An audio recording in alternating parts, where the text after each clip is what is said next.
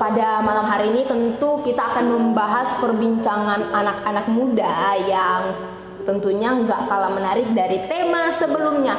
Tapi pasti deh teman-teman di luar sana, dimanapun berada, bertanya-tanya, siapa sih yang ada di kiri dan kanannya aku? Pasti kan bertanya-tanya seperti itu. Mungkin teman-teman udah tahu kalau aku Teresia Wulandari Sinaga, tapi teman-teman di sebelahku belum tahu siapa mereka. Dan sekarang kita akan kenalan bersama member baru Boom. Oke, mungkin dari yang baju pink dulu deh. Hai, namaku Keiza Elianti Ruhama. Kalau di sini biasa dipanggil Kay. Aku mahasiswa teologi ya dari STPS semester 7. Semester 1 guys. Oke, status kakak? Taken guys. Oke, yang baju abu-abu dong. Hai guys, nama aku Rika. Aku mahasiswa STTE tingkat 3 semester 5. Oke, nya cara dulu kakak. Jadi bagus kan? Kan nggak nampak. Nampak kak. Oh iya ya. Cuma tapi nanti nggak nyampe, nggak sampai ke bawah gitu, kayak gitu. Oke, teman-teman. Hari ini karena kami para cewek-cewek cantik semua imut juga, ngenin juga. Dan kali ini seperti flyer yang udah kami kirim sama teman-teman kemarin, kita akan membahas tentang Girls Talk. Jadi teman-teman, kita akan mengulik banyak hal dan membahas banyak hal tentang perempuan. Dan kita akan mendengarkan dari suara perempuan-perempuan yang ada di tempat ini. Oke, gini guys, kalau dari tadi kita akan membahas tentang perempuan tuh kan. Jadi kalau berbicara tentang perempuan, kalau mendengar kata perempuan, apa sih yang terlintas di pikiran atau di benak kakak-kakak semua tentang perempuan? Coba dari Kak Rika mungkin. Perempuan, baper sih. Baper. Kakak baperan ya? Ya. Baperan guys, perasaan semuanya melankolis. Oke, kalau kakek sendiri? Kalau aku yang terlintas di benakku, perempuan itu sensitif. Kemudian satu lagi cerewet, biasanya perempuan itu cerewet, bener guys. Gini, aku menarik sih yang kakak bilang itu, perempuan itu cerewet kan, karena memang pada faktanya psikologi mengatakan bahwa perempuan itu dalam sehari mengeluarkan 20.000 kata-kata. Namun ada yang menjadi pertanyaan yang menarik nih bagiku kakek, karena kan kalau perempuan itu naturnya berbicara 20.000 kata per hari kan. Gimana halnya dengan orang-orang yang pendiam, para perempuan yang pendiam? Apakah layak mereka disebutkan perempuan atau bagaimana? Karena dengar-dengar kakek dari teman tingkat, dari beberapa orang, kalau kakek itu pendiam. Benar kan Kak Rik? Benar. Pendiam. Ya, kalau menurut aku memang fakta mengatakan bahwa perempuan itu kan biasanya ngeluarin kata-kata itu 20.000 kata per hari. Tapi bukan berarti cewek pendiam yang mungkin mengeluarkan kata-kata sekitar 10.000 sampai 15 kata itu mereka bukan wanita seutuhnya, enggak kayak gitu. Karena kan manusia ini terbagi ada 3 kepribadian ya. Yang pertama itu introvert, kedua ekstrovert, dan yang ketiga itu ambivert. Nah, aku termasuk orang yang introvert, makanya aku lebih banyak diam daripada harus mengeluarkan banyak kata-kata. Karena dengan kediamanku itu aku bisa memiliki kenikmatan tersendiri. Oke, tapi kakek gini nih, apa sih yang menjadi alasan untuk kakak pada akhirnya memilih ya? Kayaknya itu bukan pilihan deh. Apa sih yang membuat kakak untuk tetap ya berada dalam kediaman kakak gitu? pendiam? Kalau aku sendiri ya, kalau diam itu aku kayak memberikan ruang tersendiri bagi diriku untuk bisa menenangkan hati dan pikiran. Wow, ada ruang ya guys. Kalau kakak sendiri gimana? Kalau menurutku cerewet, banyak bicara tuh ya itu membuat warna sih dalam diri kita ya. Karena memang aku ekstrovert jadi harus banyak bicara, kayak meramaikan diriku aja sih gitu. Mungkin bertolak belakang dengan kakek kan. Kalau kakek itu bilang harus kayak diam itu kayak memberi ruang itu. Tapi menurutku sih itu banyak bicara itu untuk ini aja sih, meramaikan diri kita aja sih. Kalau dari sisi Kak Casey, perempuan pendiam itu mungkin membutuhkan ruang. Tapi kalau dari sisi Kak Rika, si perempuan cerewet membutuhkan warna guys. Berarti perempuan itu banyak sekali ya ragamnya. Tapi nih pertanyaan berikutnya, apakah kakak-kakak ini suka di tempat keramaian atau di tempat-tempat yang sepi? Bagaimana? Kalau Kak Rika sendiri? Kalau aku suka keramaian karena ya suka tempat keramaian itu. Maksudnya? Oke, kakak suka yang berarti yang ramai ya. Oh, kalau Kak Kay bagaimana? Aku sih lebih suka tempat yang sepi karena menurutku kalau aku berada di tempat keramaian kayak tenagaku ini habis terkuras walaupun nggak ngapa-ngapain. Nggak ngapa-ngapain. Tapi kalau ada tempat ramai kayak ngerasa capek sendiri aja karena bising kan. Kakak suka tempat sepi. Pertanyaan Kak Rika, biasanya orang-orang di tempat sepi itu mikirkan apa kan guys, suka ngehalu, berimajinasi lebih luas kan. Orang halunya tinggi biasanya. Perlu dipertanyakan. Enggak sih, memang banyak orang yang berpandangan negatif kepada orang-orang yang pendiam, apalagi cewek pendiam. Ada yang bilang diam-diam menghanyutkan, terus banyak yang bilang juga cewek pendiam itu tahu-taunya melakukan hal-hal yang tidak baik. Sebenarnya nggak semua kayak gitu. Aku tipe cewek pendiam, tapi dalam kediamanku itu memang katanya berimajinasi, berhalusinasi. Tapi kalau orang yang udah kenal Tuhan ya, bukan hal-hal yang negatif lagi yang dipikirkan. Tapi mungkin adalah mampir sedikit. Manusia nanti manusia. Oke. Tapi nggak semua kayak gitu kok. Cewek pendiam itu nggak semuanya buruk ya? Iya, buruk. Nggak semuanya jelek. Jadi kan kalau memang banyak sih orang-orang yang berpandangan cewek pendiam ini kayak gini. Tapi apa sih alasan kakak untuk enggak mendengarkan hal-hal orang pembicaraan mereka itu, gunjingan para netizen itu? Kalau aku sih, aku punya ayat favorit di Amsal.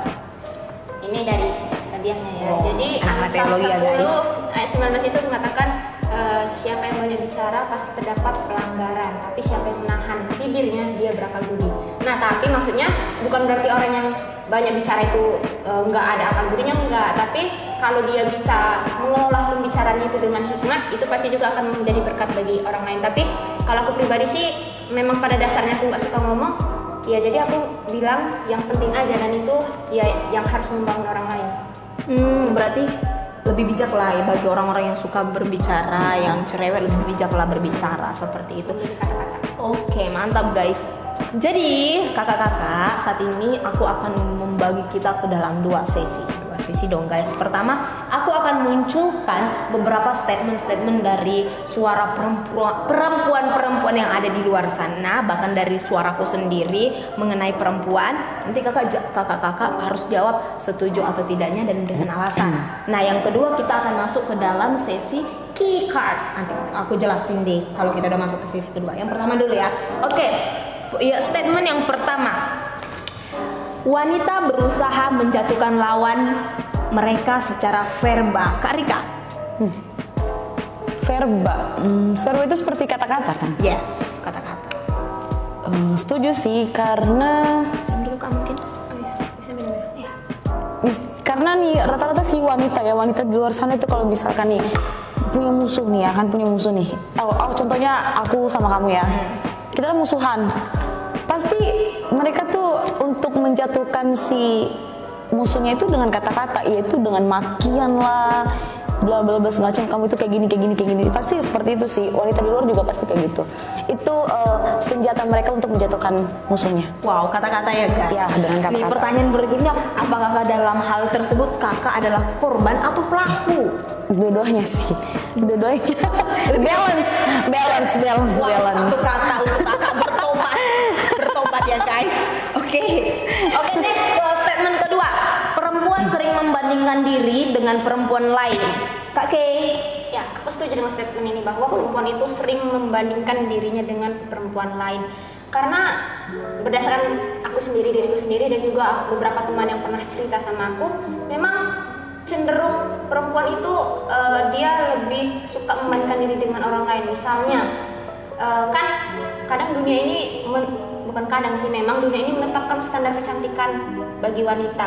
Nah, ketika misalnya aku lihat cewek yang putih, tinggi, langsing, rambut lurus, hitam lebat, nah itu kayaknya standar kecantikan dunia. Nah, jadi aku yang jauh dari standar itu kayak merasa kok aku nggak gitu sih. Nah, perempuan-perempuan kayak gitu itu perempuan yang tidak bisa menerima diri seutuhnya, belum bisa mencintai dirinya, ya insecure gitu. Jadi kalau berbicara tentang cantik, Kak, menurutku cantik itu memiliki definisi yang berbeda-beda sih dari individu per individu. Dari kakak-kakak berdua ini, apakah memiliki definisi cantik tersendiri atau bagaimana? Mungkin Kak Rika ada definisi cantik? Semua perempuan tuh cantik sih naturnya. Cuman ya cantik itu ya apa adanya aja sih. Apa adanya ya. Wow, bagus. Kalau kakek sendiri? Aku definisi cantik itu perempuan yang bisa menerima dirinya sendiri dan menjadikan dirinya itu bisa jadi berkat bagi orang lain. Wow. Cantik. Inner beauty ya? Iya. Keren. Berarti gini nih, kalau sebenarnya anak-anak muda di luar sana yang mungkin saat ini dalam keadaan insecure atau nggak bisa terima dirinya, kalau kalian pribadi itu pasti cantik, karena cantik itu relatif guys. Per orang, per pribadi itu punya takaran atau punya apa sih namanya, standar tersendiri. Jadi jangan pernah membandingkan diri kalian terhadap orang lain. Jadi bilang sama diri, oh aku cantik. Seorang Tere dengan wajah yang seperti ini adalah Tere yang sangat cantik di mata Tuhan. Yes. Haleluya. Tapi nih guys, nggak kalah menarik pertanyaannya nih, apakah perempuan itu harus memiliki segalanya atau harus mampu melakukan banyak hal? Aku? Iya, kakak. Kalau aku harus memiliki segalanya, harus bisa melakukan segalanya juga. Kalau menurut aku sih enggak, karena kan setiap manusia itu diciptakan punya kelemahan dan kelebihan masing-masing. Nah, kelebihan itu kita gunakan dengan maksimal, kelemahan kita itu bagaimana kita mengelolanya agar berguna bagi orang lain. Jadi kayaknya enggak semuanya harus kita bisa lakukan, karena setiap orang itu punya bidangnya masing-masing. Kalau Kak Rika sendiri? Kalau aku sih harus bisa semuanya. Perempuan tuh harus multi talent.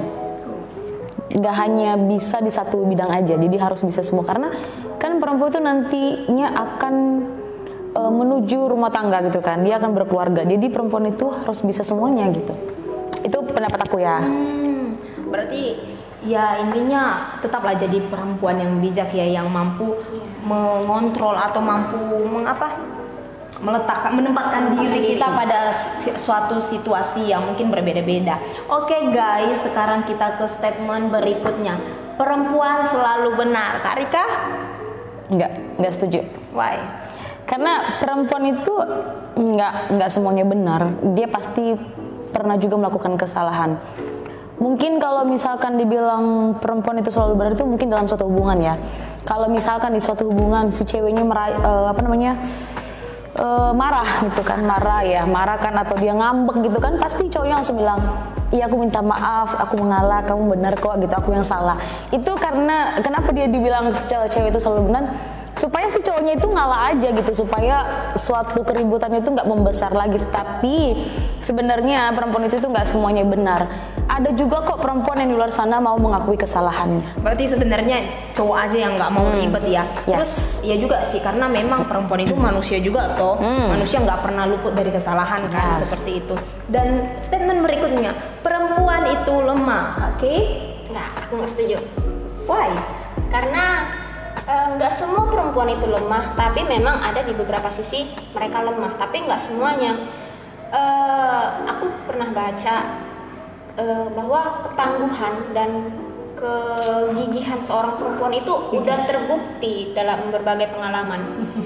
Jadi nggak semua perempuan itu lemah. Jadi bagi kalian di luar sana yang suara perempuan mungkin cowok-cowoknya ya sering bilang cewek itu lemah, atau mungkin bahkan perempuan juga pernah mengakui dirinya udahlah aku lemah, aku nggak bisa ngapa-ngapain. Enggak, no. Kita itu punya kekuatan sendiri loh, yang memang sudah disiapkan atau memang sudah ditetapkan oleh Tuhan. Kita punya kekuatan dan mungkin itu belum kita sadari sekarang, tapi coba kita cari tahu kekuatan apa yang ada dalam diri kita, dan kita itu bukan wanita yang lemah. Karena pada dasarnya kita seorang wanita ini memang diciptakan Tuhan sebagai penolong kan. Berarti memang sudah ada kekuatan-kekuatan yang diberikan Tuhan dalam diri kita Ya, masing-masing. kita sebagai penolong berarti ada yang ditolong. Berarti penolong lebih kuat daripada yang Setuju Ditolong. guys. Betul. Oke, itu suara perempuan banget. Oke teman-teman, jadi ini adalah statement terakhir. Dan di statement terakhir ini aku mau dengar suara kakak-kakak berdua. Jadi statementnya adalah cewek itu matre. Mungkin dimulai dari Kak Rika dulu. Cewek itu matre. Kalau menurut aku sih, ya setuju. Wow, yes. Karena Kakak sendiri matre. sedikit. Karena gini ya, pasti wanita di luar sana juga kenapa saya bilang setuju matre? Karena memang perempuan tuh natur itu pasti membutuhkan materi untuk memenuhi suatu kebutuhannya itu kan. Apalagi dalam nanti balik lagi sih, nanti kan perempuan tuh akan berkeluarga gitu, nggak mungkin dong dikasih makan cinta ya kan. Benar. Pasti dia butuh materi untuk membelikan sesuatu kepada anaknya, suaminya, untuk kebutuhannya pokoknya. Jadi saya setuju dengan statement ini. Kakak setuju. Kalau Kak Kay sendiri? aku sih kurang setuju. Wah. Karena aku punya definisi matre itu cewek yang mengharapkan cowoknya itu membuktikan cinta dengan uang. Nah, memang sih pada dasarnya cewek itu ingin kebutuhannya itu pasti dipenuhi kan, apalagi dalam suatu hubungan atau rumah tangga. Nah, tapi ketika ceweknya minta cowok membuktikan cinta dengan uang, itu saya rasa salah, karena cinta itu bukan hanya dibuktikan dengan uang, Wow. tapi banyak hal. Bukan hanya dengan uang, bukan hanya dengan materi, tapi banyak hal. Jadi menurut saya statement cewek itu matre itu salah. Jadi itu. Jadi itu guys. Oke, iya benar sih. Kalau menurut aku pribadi cewek itu matre ini sebenarnya kayak definisi dari yang disampaikan oleh Kak Rika dengan Kak Kay cukup berbeda ya. Dan memang benar sih kalau kita dalam memilih pasangan nih, dalam khususnya kan memilih pasangan, kita sebagai cewek justru harus benar-benar memperhatikan bibit, bobot, apalagi bebeknya si pasangan yang kita ingini kan, tentunya seperti itu. Tapi nggak semua perempuan atau nggak semua wanita juga yang kalau mencari mencintai seseorang itu karena ada apanya, tapi karena apa adanya. Iya guys. Oke, cukup sekian statement-statementnya. Sekarang kita masuk ke sesi kedua guys. Namun sebelum kita masuk ke sesi kedua, mungkin bisa minum dulu.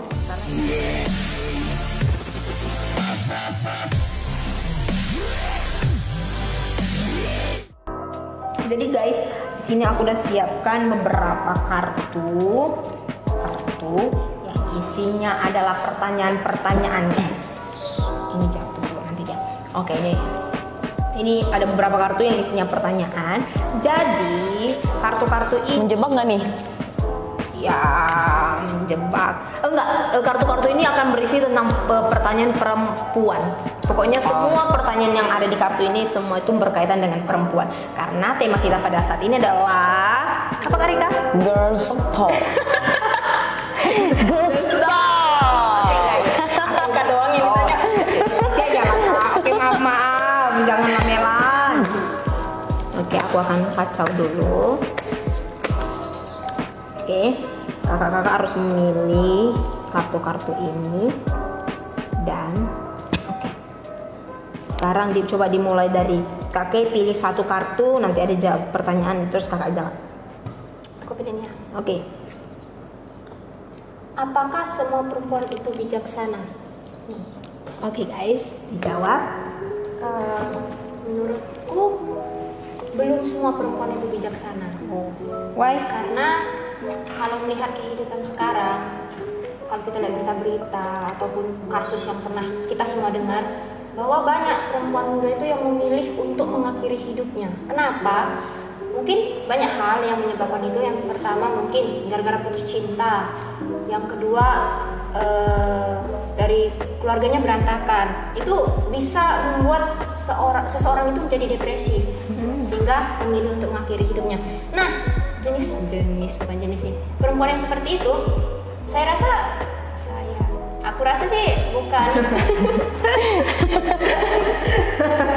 Oke guys, dengan bagus. Oke, lanjut. Aku rasa sih bukan contoh perempuan yang bijaksana. Aku punya contoh nih. Boleh kan kita ambil dari sisi Alkitabiahnya contoh Alkitab? Oke, bagus justru Kak. Oh ya, jadi aku cari-cari tahu kan contoh tokoh Alkitab wanita yang bijaksana. Itu yang pertama Deborah. Deborah ini kan hakim perempuan Israel, bangsa Israel.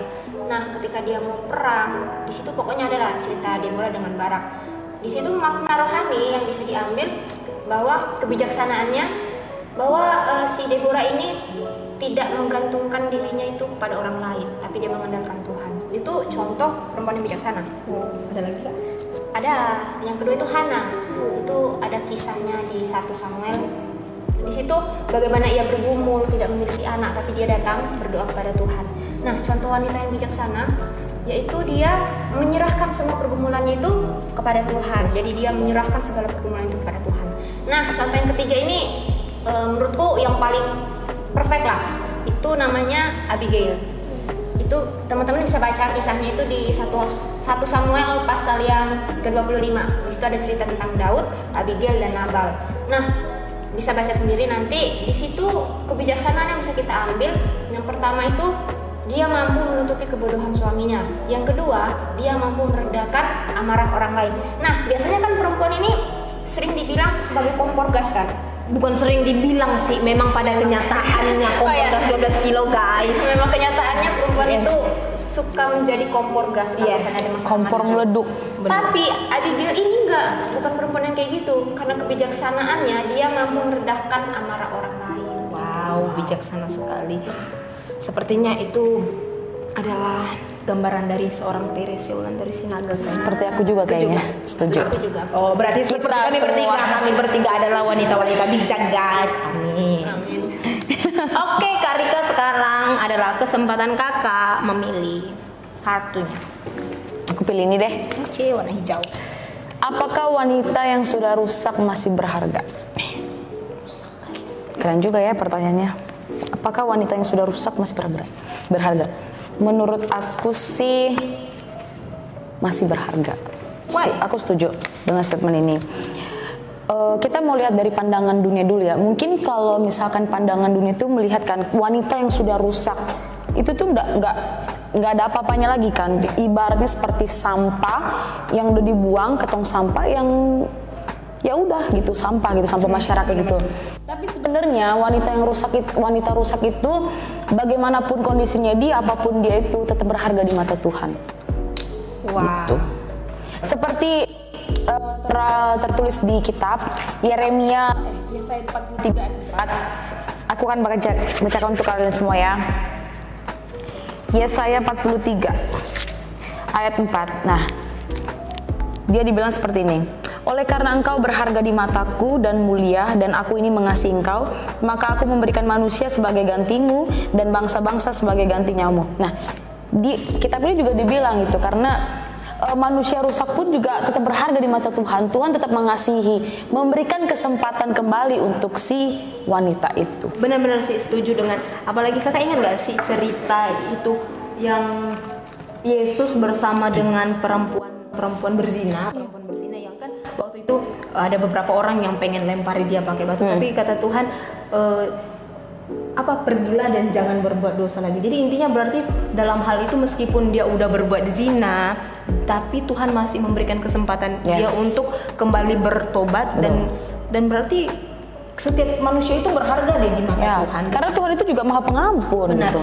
Tapi pertanyaannya nih kakak-kakak semua, kan ibarat kalau kita perempuan rusak itu, kalau aku mengibaratkan kayak gini nih, kertas yang udah kita lenyek-lenyek, kucel-kucel, kalau kita baguskan nih, teng.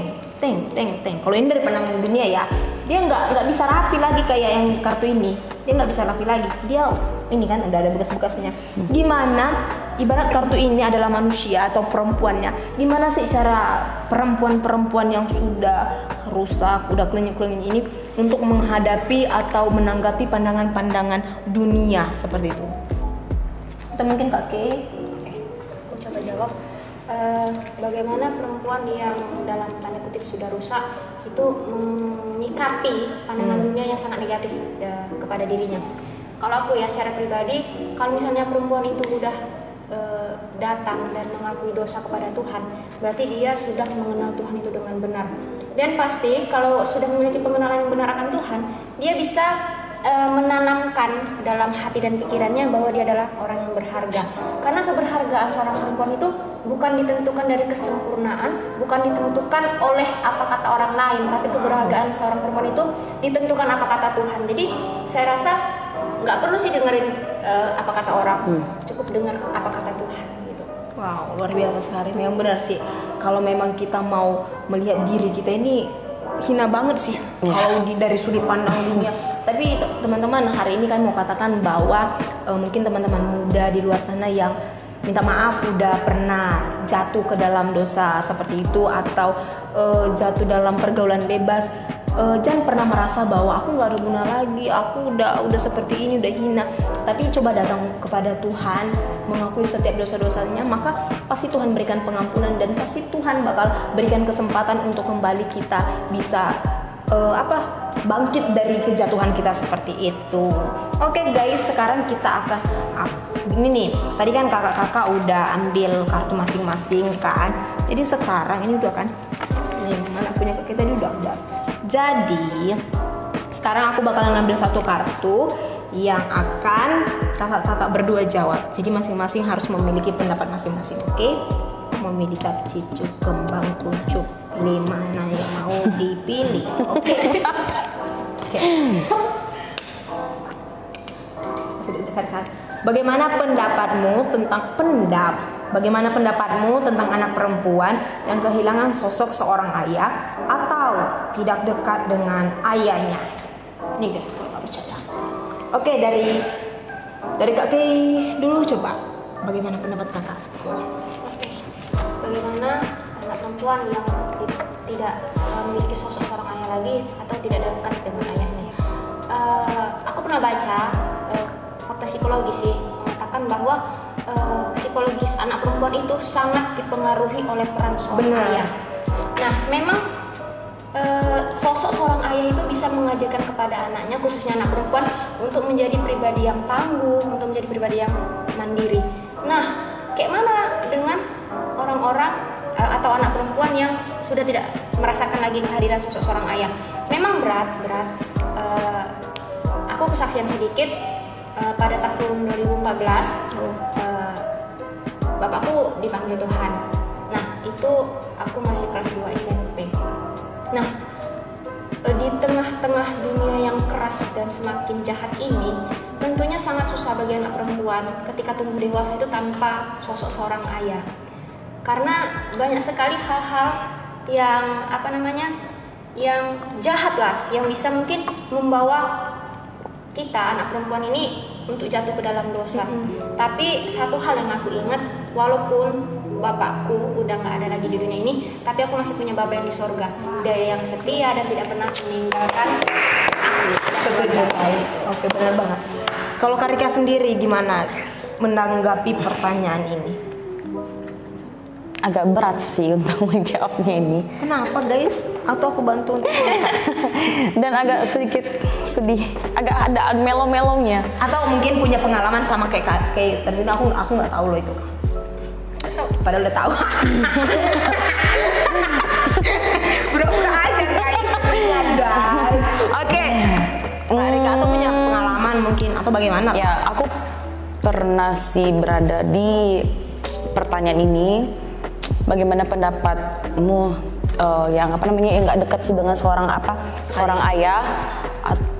Ya, aku pernah seperti itu gitu. Dari kecil aku memang nggak dekat sama ayahku. Bukan hanya nggak dekat aja sih, kan kalau rata-rata itu perempuan itu, anak perempuan, apalagi anak perempuan itu kan lebih dominan deket banget sama seorang ayah gitu kan. Tapi yang kudapatkan selama saya udah hampir 25 tahun ini, nggak pernah mendapatkan rasa kasih sayang, tapi yang ada tuh kekerasan. Jadi gitu. Jadi sedih sih sebenarnya untuk mendengar pertanyaan ini gitu. Maaf, nggak sengaja. Tapi nggak apa-apa karena aku udah jadi seorang hamba Tuhan, jadi aku udah menang dalam itu. Tapi minta maaf nih ya kak, minta maaf karena kakak tadi udah buka percakapan kita. Apakah saat ini perlakuan ayah kakak masih sama atau bagaimana? Udah nggak sih. Oh puji Tuhan. Ya puji Tuhan, bapakku tuh udah nggak itu lagi sih. Berarti gini, ya mungkin berat sih kakak rasakan dulu ketika kakak mengalami hal-hal seperti itu. Mungkin kakak pernah minder, kok aku beda ya sama teman-temanku yang bener. lain. Minder banget. Karena dulu waktu pas zaman SMP, SD, SMA gitu, teman-temanku tuh kadang suka cerita-cerita tentang ayahnya begini-begini, aku sama bapakku tuh gini-gini loh, gini-gini. Ya aku cukup mendengarkan aja gitu, karena aku bingung apa yang mau kuceritakan tentang Siapa guys? ayahku gitu. Karena yang kudapatkan bukan kasih sayang, tapi kekerasan sih. Wah. Tapi memang pesan untuk teman-teman di luar sana juga bisa kita ambil dari Kak Rika, karena nggak menutup sebenarnya di era sekarang ini saya memang nggak punya pengalaman hal seperti itu, tapi saya punya beberapa teman yang sama seperti yang kakak rasakan itu. Mereka memiliki keluarga yang broken home lah seperti itu kan. Tapi satu hal sih yang kita boleh pelajari, apalagi untuk hari ini dari Kak Rika, ketika kita terus membawa hal itu ke dalam doa, maka Tuhan sendiri yang akan berperkara, yang akan mengubahkan hati ayah kita untuk bisa berubah, sehingga sekarang seperti Kak Rika udah bisa menikmati kasih yang dari seorang ayahnya, meskipun memang pada awalnya itu pahit dan cukup berat sih untuk dijalani. Oke, jadi sekian, kayaknya pertanyaannya udah dulu deh, karena udah sekian panjang percakapan kita pada malam hari ini. Tentu saya percaya bahwa teman-teman dimanapun berada saat malam hari ini terberkati oleh perbincangan para kaum hawa di tempat ini, apalagi kami cantik-cantik, imut-imut dan manis-manis guys. Jadi tapi ada nggak sih closing statement dari kakak-kakak untuk kita pada malam hari ini? Mungkin dari Kak Rika ada nggak? Nothing. Oke, dari Kak Kay mungkin ada? Dari aku ada sedikit. Oh, wah. Bagi kalian perempuan yang masih muda, jangan pernah merasa minder, jangan pernah merasa insecure ketika kamu merasa diri tidak cantik. Jangan mau didikte dengan standar kecantikan yang sudah dunia tetapkan. Karena kamu itu cantik ketika kamu bisa menerima dirimu sendiri gitu, menerima dirimu apa adanya dan mencintainya dengan apa adanya juga dirimu itu sendiri. Kemudian masih boleh duakan. Sebanyak-banyaknya Kak, sebanyak-banyaknya keluarkan. wahai perempuan pendiam, keluarkan semua suara dan isi hatimu. Oke, yang kedua, bagi kalian yang menonton, anak-anak muda khususnya perempuan yang mungkin kalian sudah ditinggal oleh sosok seorang ayah atau tidak dekat dengan ayah, jangan pernah merasa bahwa kalian kurang kasih sayang. Coba katakan pada dirimu bahwa aku udah cukup. Dengan begitu kalian tidak akan mencari kasih sayang dari siapapun di dunia ini, yang itu lebih ke arah negatif sih kasih sayang dari dunia. Oke guys, jadi seperti itu dari kakek mungkin. Jadi kalau dari saya, closing statement saya sih, dalam era zaman saat ini tetaplah menjadi perempuan yang bijak, karena bijaksana itu sangat diperlukan untuk mengatur banyak hal. Karena toh saat ini mungkin kita masih dalam keadaan aku remaja, aku masih pemuda, atau aku masih belum memiliki tanggung jawab yang lebih, tapi kedepannya pasti semua perempuan akan memiliki tanggung jawab yang lebih. Jadi untuk menjadi perempuan yang bijak itu sangatlah diperlukan. Jadi teman-teman, sekian dari perbincangan kami pada malam hari ini. Semoga teman-teman di luar sana terberkati. Dan apalagi ya guys, aku juga nggak tahu closingku apa. Oke, jangan lupa saksikan terus acara Boom setiap hari di hari yang sama, di jam yang sama, bersama kami, aku Luan ya. Bersama oh iya ya, apa sih? Kok setiap hari sih, kan setiap minggu. Oh iya ya. Oke, closingnya ditutup, diulang ya guys. Oke, guys, untuk menutup percakapan kita pada malam hari ini, mungkin kita berdoa dulu. Mungkin terima kasih Kak Kay, berdoa. Oke, kita berdoa ya. Ya Tuhan, sungguh hati kami melimpah dengan ucapan syukur untuk setiap kebaikan Tuhan, untuk setiap kasih setia Tuhan yang tak pernah berhenti dalam kehidupan kami. Kami bersyukur pada malam hari ini kami boleh berbincang-bincang, berbicara mengenai perempuan yang bijak. Kami rindu ya Tuhan, Engkau boleh membentuk kami supaya kami boleh menjadi wanita-wanita bijak dalam menghadapi segala hal. Terima kasih ya Tuhan. Kami rindu juga bagi anak-anak muda yang menonton saat ini juga boleh Engkau berkati. Terima kasih ya Bapa. Kami menyerahkan hidup kami seluruhnya ke dalam tangan kuasa Tuhan. Dalam nama Yesus kami berdoa. Haleluya. Amin. Amin. Jadi diingatkan kembali untuk anak-anak muda yang mungkin saat ini perlu sharing atau perlu membagikan sharing sama membagikan, atau mungkin perlu bantuan, ingin bantuan doa. Dari Oke, mungkin bagi teman-teman yang saat ini rindu untuk sharing keadaan yang saat ini sedang dialami atau ingin didoakan, jadi kami di tempat ini terbuka untuk teman-teman siapapun bisa menghubungi nomor yang telah tertera di bawah ini. Dan pada akhirnya kami bertiga, saya Teresia Wulandari Sinaga, Saya Rika. Saya Kay. pamit undur diri. Dadah. Kami dari Bincang Orang-orang Muda. Yeay, guys.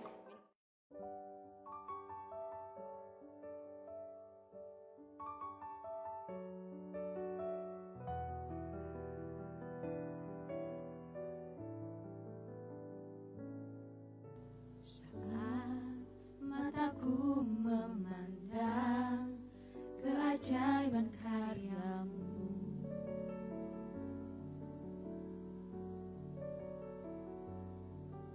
sungguh siapakah aku ini yang kau hargai dan cintai.